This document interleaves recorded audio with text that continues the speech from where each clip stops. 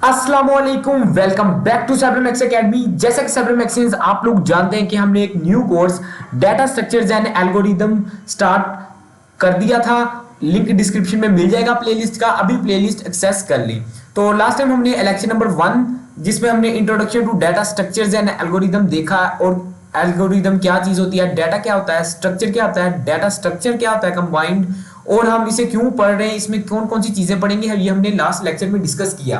और उसके बाद लास्ट पर लेक्चर में मैंने बताया था कि आने वाले कुछ लेक्चर्स में हम बेसिक कॉन्सेप्ट्स जो कि हमारे क्लियर होने चाहिए सी प्लस प्लस के रिलेटेड, वो हमारे क्लियर होने चाहिए। तो उसके लिए स्टार्टिंग पर कुछ लेक्चर्स आएंगे, ठीक है। तो आज का लेक्चर वही बेसिक लेक्चर्स का पहला लेक्चर है। इसमें हम 1D एरे को देखेंगे, एरे क्या होती है और 1D एरे क्या होती है, कि वन डायरेक्शन में जो एरे बनती है वो क्या होती है और ये किस तरह से काम करती है। नेक्स्ट लेक्चर में हम 2D एरे पढ़ेंगे और उसके बाद फिर हम पॉइंटर्स के थ्रू उन एरेज को चलाना सीखेंगे, ठीक है। और उसके बाद हम प्रॉपर्ली स्टार्ट करेंगे। तो आज का लेक्चर होने वाला है हमारा 1D एरे के बारे में। ये लेक्चर C++ वाली जो इंडिविजुअल प्लेलिस्ट है फंडामेंटल ऑफ प्रोग्रामिंग, उसमें भी ऐड कर दिया जाएगा और डाटा स्ट्रक्चर वाली में भी ऐड कर दिया जाएगा। ओके, तो without wasting our time let's start. तो यहाँ पर मैंने एक बेसिक स्ट्रक्चर पहले से तैयार कर रखा है प्रोग्राम का।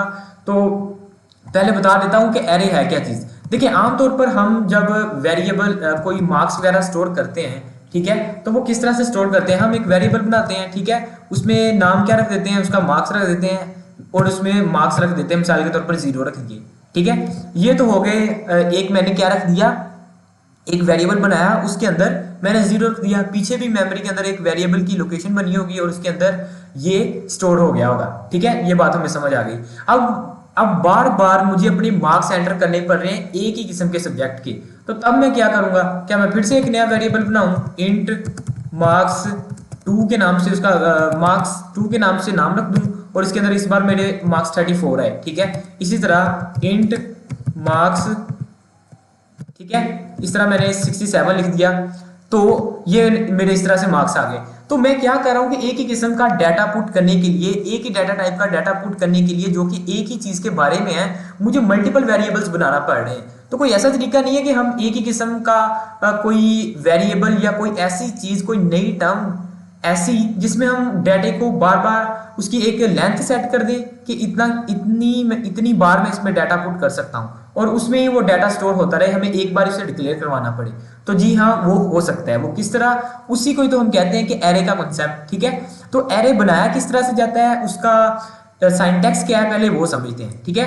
तो सबसे पहले क्या है, मैं उसका साइंटैक्स लिख देता हूं। पहले हम लिख देते हैं डाटा टाइप, ओके, हम क्या लिख देते हैं, डाटा टाइप, ठीक है। उसके बाद हम लिखते हैं एरे नेम, एरे का नेम लिखते हैं। उसके बाद क्या लिखते हैं, हम लगाते हैं ये ब्रैकेट्स लगाते हैं, इसे कहते हैं बॉक्स ब्रैकेट, ठीक है। और इसके अंदर हम लिखते होते हैं यहां पर साइज ऑफ एरे, ठीक है, साइज ऑफ एरे। और इसको मैं क्या कर देता हूं, यहां पर कमेंट कर देता हूं। ये मैंने सिंपल आपको सिंटैक्स बताने के लिए लिखा है, ठीक है। इसको मैं थोड़ा सा जूम कर देता हूं। पहले क्या आएगा, डाटा टाइप, फिर एरे का नेम, फिर साइज ऑफ एरे, ठीक है। अब मैं क्रिएट करके दिखाता हूं आपको एक एरे, ये किस तरह से क्रिएट होती है। तो सबसे पहले मैं क्या लिखता हूं, एक डाटा टाइप, कि मैं एक एरे बनाने जा रहा हूं, इसमें मैं इस किस्म का डाटा पुट करूंगा। तो मैं मिसाल के तौर पर इंटीजर टाइप बना देता हूं, ठीक है, इंटीजर टाइप। इंटीजर टाइप की पहले क्या लिख दिया, डाटा टाइप लिख दी, ठीक है। सिंटैक्स का पहला हिस्सा मैंने कंप्लीट कर दिया कि डाटा टाइप की जगह मैंने इंट लिख दिया। अब एरे का नाम लिखना है, तो एरे का नाम आप कुछ भी रख देते हैं। मैं मिसाल के तौर पर इसका नाम एरे ही रख देता हूं, ठीक है। तो ARRAY एरे नाम रख दिया। उसके बाद क्या लगाता हूं, बॉक्स ब्रैकेट्स लगाता हूं और उसके अंदर साइज लिखना है कि इतनी बार मैं इसमें डाटा पुट करूंगा, ठीक है। तो इसका साइज, ये एक बात याद रखें, ये 0 से स्टार्ट होता है। मिसाल के तौर पर अगर आप 5 बार डाटा पुट करना चाह रहे हैं ना, तो आपको 4 लिखना पड़ेगा। क्यों, जब आप 4 लिखते हैं तो इसका मतलब होता है 0 1 2 3 4, ठीक है। ये इतनी लोकेशंस बनती हैं। ये लोकेशंस मैं आपको दिखाता भी हूँ एनिमेशंस के जरिए, एक टेम्पलेट बनाई हुई है उसके जरिए दिखाता हूँ, ठीक है। तो ये देखें 0 1 2 3 4 5, तो 0 से इसकी लोकेशन स्टार्ट होती है। तो अगर मैंने 5 बार डाटा पुट करने हैं तो ये इस तरह से होता है। और एक और बात सिंटैक्स के अंदर ऐड करना भूल गया, सेमीकोलन के लास्ट पर आपने सेमीकोलन लगाना है डिक्लेयर करने के बाद, ठीक है। ये क्या है कि एरे की बैकवर्डेशन, जब आप इस तरह से लिखते हैं कोई चीज इंट एरे और इसका ये साइज लिखते हैं, तो बैक दी एंड जो कि कंप्यूटर की मेमोरी के अंदर क्या होता है, रैम के अंदर क्या होता है, वो मैं आपको दिखाता हूं। उसके लिए चलते हैं हम डायरेक्ट एक टेम्पलेट पर और ये देखिए आपके सामने आ चुका है। जब आप लिखते हैं ना, एक एरे बनाते हैं, तो इस तरह से वो मेमोरी के अंदर इस तरह से एक एरे क्रिएट हो जाती है, उसके अंदर बॉक्सेस बन जाते हैं, ठीक है। इस तरह 1 2 3 4 5 6 7 8। अब ये इसके अंदर बॉक्स 8, यहाँ कितने हैं 9 है टोटल। क्यों? क्योंकि 0 से स्टार्ट हो रहा है ना, ये बात आपने याद रखनी है, ठीक है। अब यहाँ पर 4 लिखा हुआ है ना, तो मैं यहाँ पर क्या लिख देता हूँ, मैं यहाँ पर लिख देता हूँ डायरेक्ट 8 ही लिख देता हूँ, बल्कि 9 लिख देता हूँ, कि 9 लिख देता हूँ। देखता हूँ टोटल बॉक्स कितने हैं, यहाँ पर 8 है, तो बॉक्स बने कितने हुए हैं 0 1 2 3 4 5 6 7 8 9, ठीक है। 0 से लेकर 8 तक 9 बॉक्स बनते हैं ना। तो जब मैं यहाँ पर साइज 9 रखता हूँ ना, ठीक है, जब इंट एरे 9 लिखता हूँ तो मेमोरी में इस तरह का एक ब्लॉक, ठीक है, ब्लॉक सेट तैयार होता है, उसके अंदर इस तरह 9 बॉक्स बन जाते हैं, ठीक है। अगर आप यहाँ पर 4 लिखते हैं तो वो क्या होगा, यहाँ से 0 1 2 3 यहाँ तक इतनी मेमोरी ले लेगा, ठीक है। तो अब मैं एग्जांपल देने के लिए, ये देखिए हमने नाम क्या रखा है, एरे रखा था ना, उसका नाम क्या रखा हुआ है हमने, एरे रखा हुआ है, ये देखिए एरे रखा है। तो ये एरे का नेम है, ठीक है, ये उसकी क्या कहते हैं रिप्रेजेंटेशन है, और ये इसके अंदर मेमोरी बनी होती है 0 1 2 3 4 5 6 7, ठीक है। आपने जितनी बार भी डाटा पुट करवाना है, जितनी इनपुट्स लेनी है, उतना उसका साइज रख लेना है, ठीक है। जब आप साइज रखते हैं तो पीछे इस तरह से बन जाती है मेमोरी। जब आप इसमें वैल्यू स्टोर करवाएंगे, जब आप एरे 0 में वैल्यू स्टोर करवाएंगे ना, तो वो इस बॉक्स के अंदर चली जाएगी। जब एरे 1 के अंदर करवाएंगे वो इस बॉक्स के अंदर चली जाएगी, इस बॉक्स के अंदर 2 वाली चली जाएगी, जब 3 लिखेंगे तो उसमें चली जाएगी। इस तरह आप 8 तक वैल्यू पुट कर सकते हैं। हुआ क्या, आपको एक बार ही डिक्लेयर करवाना पड़ा। अब मैं इसके अंदर ना आपको वैल्यू पुट करके दिखाता हूँ कि वैल्यू पुट किस तरह से करते हैं, ठीक है। ये एक हमने एरे क्रिएट कर दी। अब मैं मिसाल के तौर पर मैं चाहता हूं कि ये जो 0 वाला बॉक्स है ना, ये 0 वाला बॉक्स, इसके अंदर एक वैल्यू है सबसे पहले, तो मैं पहले वैल्यू रख के दिखाता हूं यहाँ पर। तो मैं यहाँ पर लिखता हूँ एरे, ठीक है, और बॉक्स के अंदर लिखता हूँ उसकी लोकेशन। इस बार ये साइज नहीं है, क्या है ये चीज, इस बार ये उसकी लोकेशन है, ठीक है। ये जब सेमीकोलन यहाँ पर लगा देते हैं ना, ये एक बार ही इसका साइज डिक्लेयर करना पड़ता है। जब सेकंड टाइम हम लिखते हैं तो वो हम उसकी लोकेशन बता देते हैं। तो इसकी जगह मैं चाहता हूँ कि यहाँ पर क्या आ जाए 75, ठीक है। इसको मैंने क्या कर दिया, सेव कर दिया। अब होगा क्या, अब मैंने इसको सेव कर दिया। अब ये 0 वाला जो बॉक्स है ना, इसके अंदर क्या आ चुका है यहाँ पर 75। तो मैं चले आपको लिख के दिखा देता हूँ।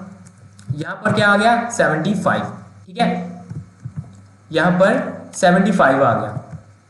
तो इसका मैं कलर यहाँ से ग्रीन कर देता हूँ, चलें ताकि डिफरेंट हो जाए, ठीक है। तो ये 75 हो गया, 0 में इसकी 0 वाली लोकेशन पर 75 आ चुका है, ठीक है। और इसी तरह आप चाहें तो एरे 1 लगाएं, यहाँ पर 1 की जगह यहाँ पर क्या आ जाएगा 76 लिख देता हूँ, ठीक है, 76 लिख दिया।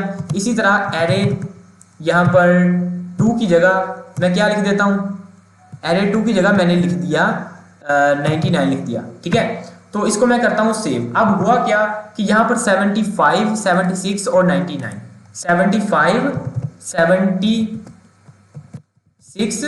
और यहाँ पर 99 आ जाएगा, ओके। ये इस तरह से हो रहा है ये काम। तो ये इसकी लोकेशन इस तरह से लेता रहेगा और उसमें वैल्यू स्टोर करवाता रहेगा। अब देखिए आप सोच रहे होंगे कि ये क्या बात हुई, ये तो फिर हमें उसी तरह जिस तरह वेरिएबल्स में हम लिखते हैं कि पहला वेरिएबल इसमें इतनी, तो लाइंस इतनी मल्टीपल बार हमें ये लाइन लिखनी पड़ रही है, लाइंस लिखनी पड़ रही हैं।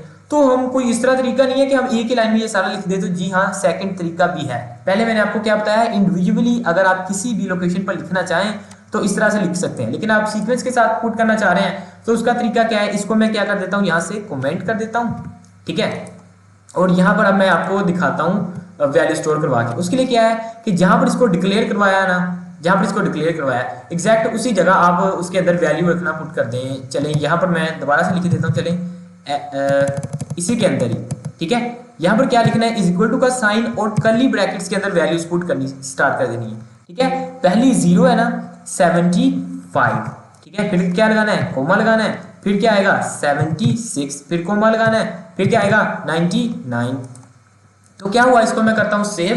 ये देखें इंट एरे 9 टोटल साइज है, ये 0 की जगह, ये जब हम तरतीब से लिखते हैं ना तो ऑटोमेटिकली ये बात कंफर्म है कि जो पहली चीज लिखेंगे वो 0 के बॉक्स में जाएगी, हमें बताने की जरूरत नहीं है। जब आप इंडिविजुअली लिखते हैं ना तब आपको बताना पड़ता है ब्रैकेट्स के अंदर कि भाई ये 0 है, इसके अंदर 75 रख दो, ठीक है। जब आप तरतीब से लिखते हैं तो तब इसी तरह ये काम करता है, ठीक है। ये 0 के अंदर चला गया, ये एरे 1 के अंदर, ये एरे 2 के अंदर, 2 की लोकेशन पर, ठीक है, अब मैंने इसको थोड़ा सा इसका आउटपुट भी दिखाता हूँ ना, ताकि आपको इजीली समझ आ सके कि ये वाकई आया कि पुट शो हो रहा है या नहीं। तो यहाँ पर ना मैं एक सी आउट लगाता हूँ, यहाँ पर ये देखें सी आउट, ओके। और यहाँ पर एरे, मैं मिसाल के तौर पर कौन से एरे की लोकेशन की देखना चाह रहा हूँ, ये 0 पे है, ये 2 पे है, ये 3 पे है, तो मैं एरे 2 पे, ठीक है ना। ये आपने बात, जरूरी नहीं है कि आप यहाँ पर एरे का नाम यूज करें, क्योंकि मैंने यहाँ पर एरे का जो ये नेम है ये एरे ही रखा हुआ है, तो इसलिए मैं यहाँ पर एरे लिख रहा हूँ। आप चाहे तो अपना नाम भी लिख सकते हैं, कोई भी एरे का नाम रख सकते हैं, ठीक है। तो ये जो आपने डेक्लेरेशन के वक्त यूज किया है ना नाम, वही आपने सी आउट करवाते वक्त यूज रखना है, ये बात याद रखें, ठीक है। तो मैं मिसाल के तौर पर एरे 2 करता हूँ, ठीक है, और इसको कर देता हूँ यहाँ से सेव।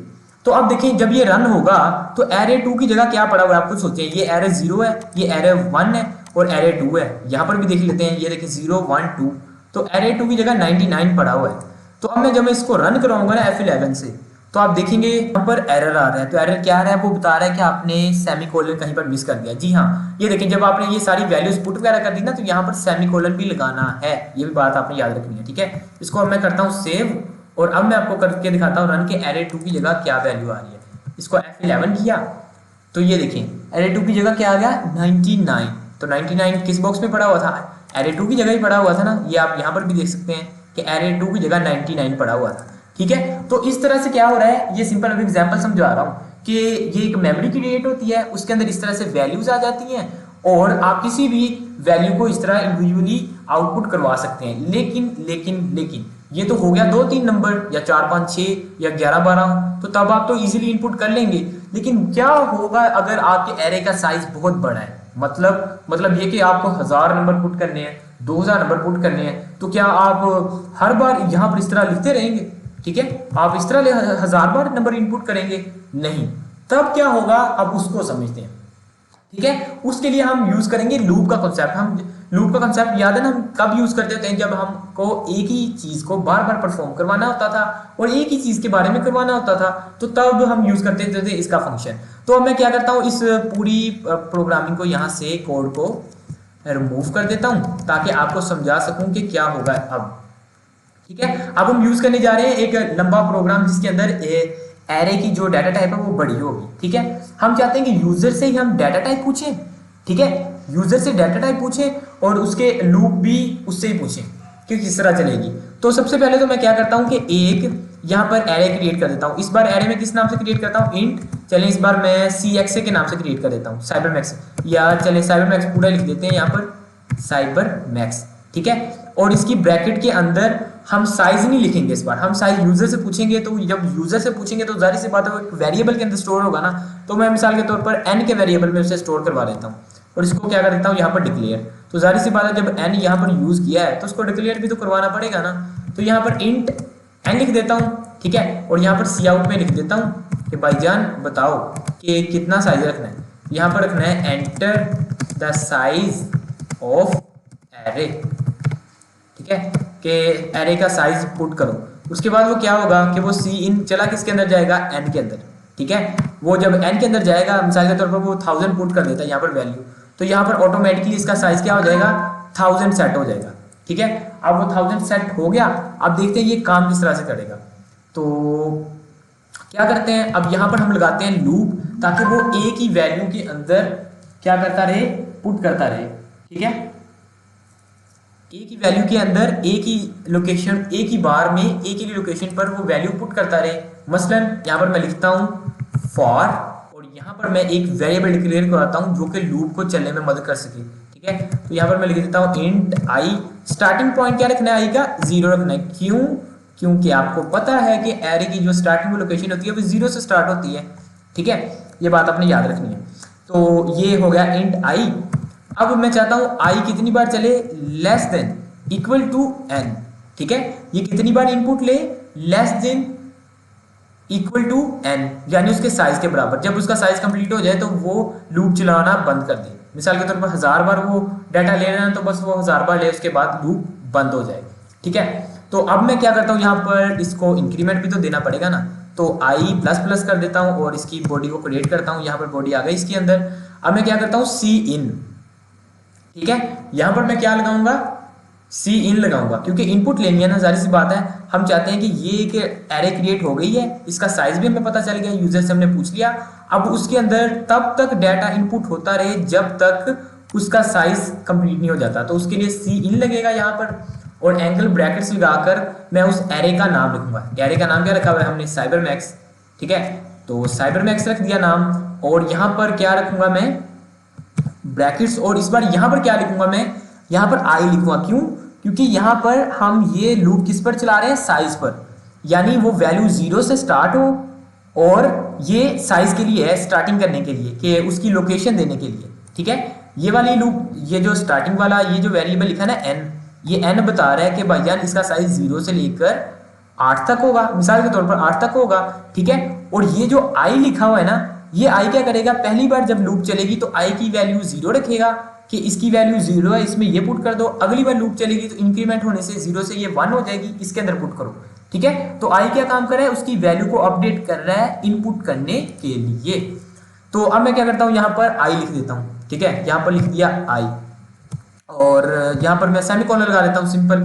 तो अब होगा क्या, मैं इतना सा प्रोग्राम रन करके दिखाता हूँ आपको, तो देखते हैं क्या होता है। वो कह रहा है कि साइज, एरे का साइज 4 पुट कर दिया, ठीक है। अब वो हमसे डाटा पूछेगा कि 0 के अंदर क्या रखना है, अभी वैल्यू क्या चल रही है, 0। ये बात आपने याद रखनी है, जब ये पहली बार लूप चलेगी, आई की वैल्यू 0 है ना, तो जो बॉक्स है ना 0 वाला, वो उसके अंदर वैल्यू जाएगी, ये 1 उसके अंदर चला गया 0 वाले पार्ट में, ये 1 वाले पार्ट में, ये इस तरह, ये 4, ये 5, ठीक है। क्योंकि साइज हमने 4 रखा है तो जाहिर सी बात है 0 से लेकर 4 तक 5 ही बनता है। तो ये यहाँ तक प्रोग्राम रन हो गया।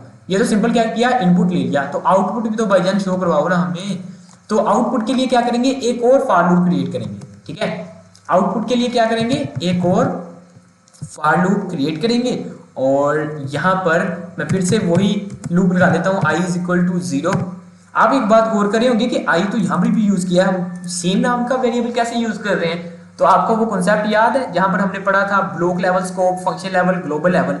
तो ये ब्लॉक लेवल है, ये इसका स्कोप इसी बॉक्स के अंदर अंदर ही काम करेगा, इसके बाद ये आई डिस्ट्रॉय हो जाएगा मेमोरी में, हम फिर से एक नया आई क्रिएट कर रहे हैं, ठीक है। तो ये ब्लॉक के अंदर ही है, इससे परेशान नहीं होना आपने कि एरर क्यों नहीं आ रहा। ये आमतौर पर जब हम यूज करते हैं ना एक वेरिएबल को 2 बार, तो एरर आ जाता है, इसलिए ये बात मैंने बताना जरूरी समझी ताकि वो आपको ब्लॉक लेवल स्कोप वाला भी आइडिया हो जाए। अब मैं क्या करता हूँ, यहाँ से फिर वही बात कि लेस देन इक्वल टू, बल्कि हम क्या करते हैं कि डायरेक्ट यहाँ से इसको कॉपी करते हैं और यहाँ पर इसको पेस्ट कर देते हैं, ठीक है, कर दिया। अब मैं क्या करता हूँ, यहाँ पर बॉडी बनाता हूँ। इसमें हमने क्या किया था, सी इन किया है, इसमें हम सी आउट कर देंगे। इसको, इसी लाइन को मैं यहाँ पर पेस्ट कर देता हूँ और यहाँ पर मैं सी आउट कर देता हूँ, ठीक है। अब होगा क्या, जब पहली लूप चलेगी तो वो क्या करेगा, सिंपल इनपुट लेता रहेगा और इस बॉक्स के अंदर रखता रहेगा, ठीक है। ये मेमोरी के अंदर बात पहुंच गई।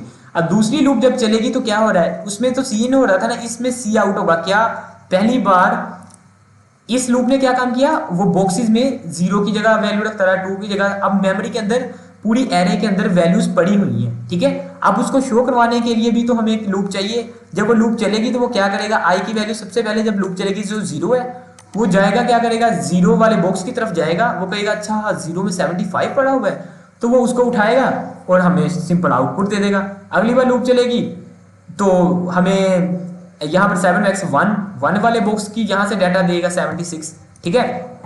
तो इस तरह से ये चीज काम करेगी। और कब तक चलेगी, जब तक इसकी साइज खत्म नहीं हो जाता।